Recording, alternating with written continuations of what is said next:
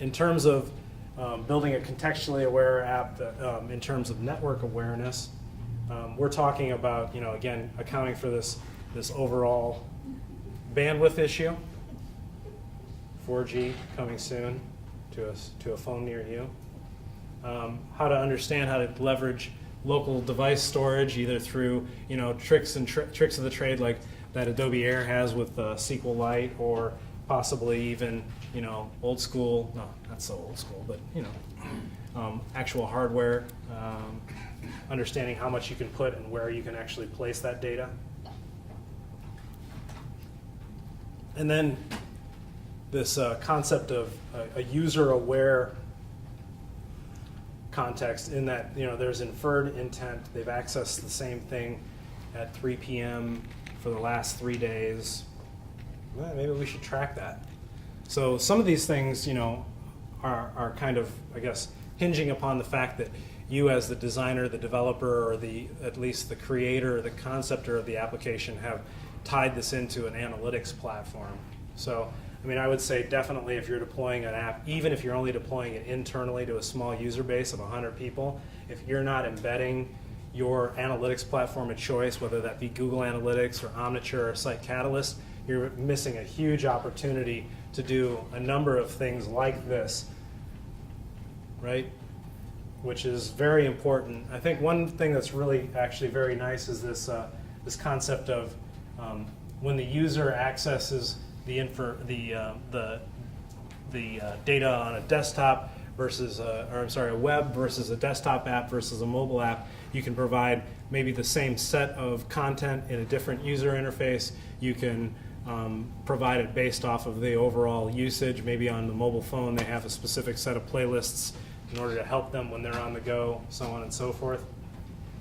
What I wanted to do next was actually have an exercise here, not this kind of exercise, but something, a little bit of a thought exercise.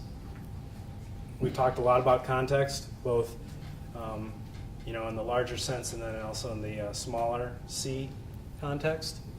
And so I wanted to go through a couple scenarios.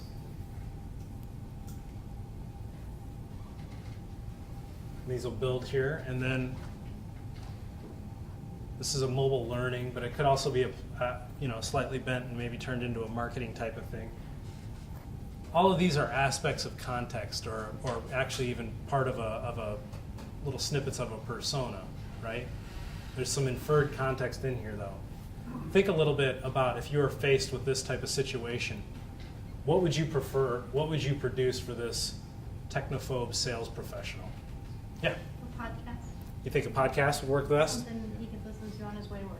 Yeah, that seems to definitely, they have an iPod, maybe they don't really want to put it on their smartphone, or maybe that smartphone isn't capable of handling long-form media or something like that. They don't mind calling home base, so you could potentially say, for example, if you had a voice-based data infrastructure, you could stick it in their ear via Bluetooth connectivity. They call in, they get the tip of the day on a phone call. I don't know. All of these types of things are possibilities and don't require a huge investment. They may not always have web access, so you may want to not put that up in something that requires a high-speed 3G access or more, right? So, scenario number 2.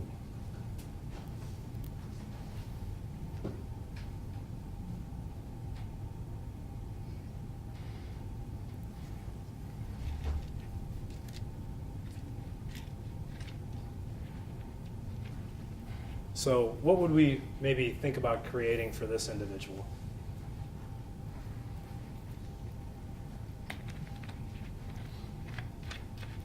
SharePoint. SharePoint? Why do you say SharePoint? What would you put on that? Just a repository for all the things that it needs access to, the regulations. How would you make that SharePoint experience, I guess, better for them to make sure that it's going to work on their Android device? What are some constraints that you might have? I'm not an expert on SharePoint 10 yet, but I understand that the mobile connectivity is pretty good. Okay. All right. At the least, you're probably going to have to create a user agent detection and provide a user interface that, you know, turns it into like a more of a single column type of interface, or changes the menu structure so that they're not getting all of this stuff, right? All of the SharePoint, because the SharePoint can get pretty big pretty quickly. But yeah, I would say, as an aside, as kind of a funny little joke, is if they're the ones writing the check and they want an app for that, and it's for internal distribution, maybe an app for that actually works. But no, that's not that funny. But has some existing web apps that they use, but they're not sure about how they work on the mobile. They may be smarting right now. They may be hurting because they got these top-of-the-line Android phones and they heard that everything was going to be magical, and then they go to their website and they realize that none of the stuff works because it requires a certain plugin that is not being allowed on that handset, or has been designed for the wrong sort of user interface input. You know, it requires heavy dependence on right clicks or something like that, right? The paradigm has not been shifted in order to make it a pleasurable experience. So there may be, in this term, has some existing web apps that they use, but they're not sure about how they work on the mobile. It may require a little bit of re-education and talking someone back off the ledge, because they could possibly, like I said, just be smarting from their past experience, and that is what's leading them to, they want an app for that, because Facebook works really good as an app. You know, that's just like an argument that I've heard in several meetings. I'd like an app like Facebook. That'd be great.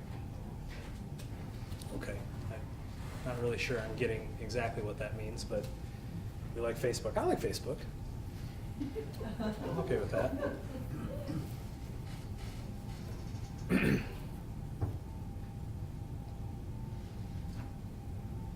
So this is a kind of an interesting scenario.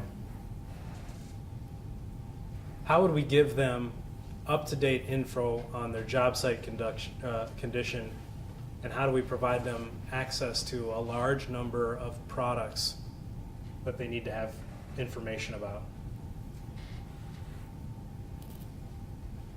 We're likely not handing them a uniform handset, right? No single type of phone, and there's a lot of employee turnover. So we haven't said that they're all getting a Motorola, you know, Droid 2, or they're not getting an iPhone. They're not getting a BlackBerry Curve. They're getting, you know, somebody's got the LG flip phone, somebody's got the AT&T backflip, somebody's got the iPhone, somebody's got Android. What's a unifying technology that we could use? A web app? Yeah, I mean, a web app could potentially work, but if they've really gone old school and they still have a feature phone, an LG flip phone or something like that, then that could be kind of painful potentially. There is one underlying technology that every phone in here has. Some of your children probably use it hundreds of times a day, right? Yeah, I mean, an SMS system would work probably pretty darn well here. For product bulletins? Sure. What's contained in a product bulletin, though? You know, it could be there's a recall on X, Y, and Z product. It could be that, and by product bulletin, I mean like an update on a specific state of a product, not a brochure. Definitely not a brochure. I'm not saying sending PDFs over SMS or something like that. That would be magical. But I'm saying, like, I don't know if I'd say magic. It would definitely be out there, though. But I'm saying, like, you know, if they need to know about a particular SKU, they can input a UPC code to a short code, get information on, hey, there's a recall on this. You should actually bring this back. Or, oh, that one has a manufacturing date of 2003. It should definitely be replaced. Or this particular tractor has 300 hours on it that are unaccounted for. What's going on? Or this one definitely needs to be brought back for maintenance. So if you leverage context and you actually do things very well, you can create a really particularly pleasurable experience. You can actually build something that people want to use and will come back for and will evangelize and talk with their fellow users and say, hey, you got to try this out. You know, this is pretty cool. Even if they're not a direct customer. I saw an example, I was talking to someone in the hall. They are not an E-Trade customer, but they use the E-Trade iPad app because it's the best stock market and mutual fund tracking application, whether you're in that particular, if you have an E-Trade account or not.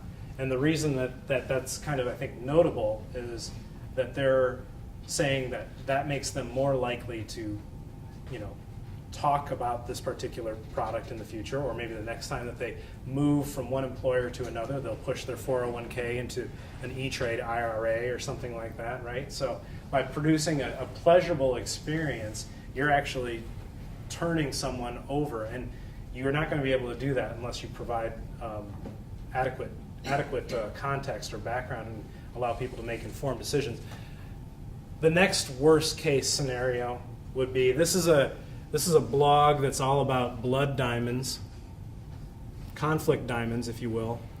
And because the ad server saw the word diamonds and De Beers so many times on the web page, they've actually circulated an ad to that page for De Beers. That's about the most uncontextually aware example of advertising and content pairing that I think you could just about imagine, right? That's definitely not cool. So without inferable intent, which this definitely should have had inferral of intent, that ad gets played. If they had actually crawled it and been able to infer intent, then that would not be there. And I did not make that graphic, so the WTF is Google. That's Google. Google did that. Google image search did that. So anyway, I've actually ended up wrapping up a little bit early. I have, the summary, the 3 types of context, the where, when, and why. And these obviously are going to require a user-focused design approach. So the crafting of personas, I think, is key to understanding that. When you layer over top of this the fact that you can use these aspects of the personas to build system, network, and user-aware coding decisions, design decisions, application design decisions, based off of these particular implications, you can definitely leverage and create a much better user experience.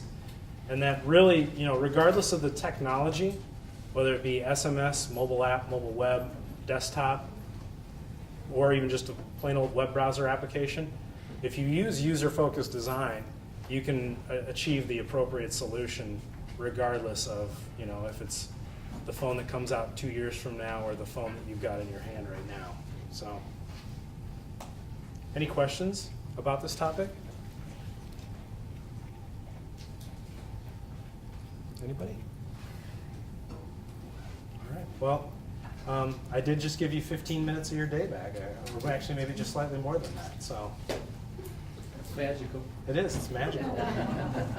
Check up. Follow up on your emails, maybe. Catch your breath. Or if there's cookies left, go out and get some cookies. Thank you.